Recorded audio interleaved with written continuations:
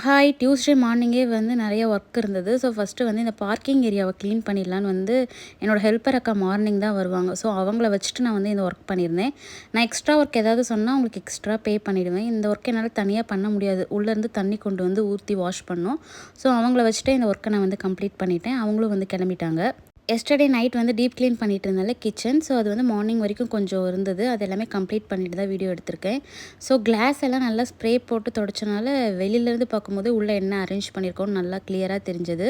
ஷீட்ஸ்லாம் போட்டு எல்லா திங்ஸும் வந்து நீட்டா அரேஞ்ச் பண்ணி வச்சுட்டேன். கவுண்டர் டாப்லேயே வந்து எனக்கு தேவையான திங்ஸ் சீக்கிரமா எடுக்கணுங்கிறதுலாம் ஸ்டவ் பக்கத்துலேயே வச்சுருக்கேன்.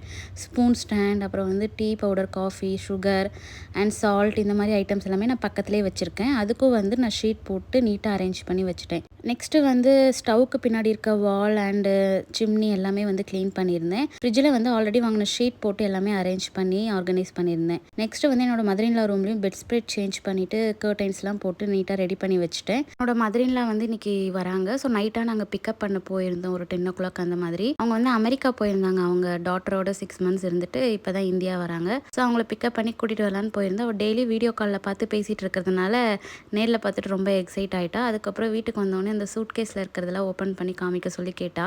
அவள் ஆல்ரெடி ஒரு டாய் கேட்டிருந்தா. அதை அவங்க அத்தை வாங்கி கொடுத்துருந்தாங்களா. அதை ஓப்பன் பண்ணி பார்த்தோன்னே ரொம்ப ஹாப்பி ஆகிட்டா சமயம்.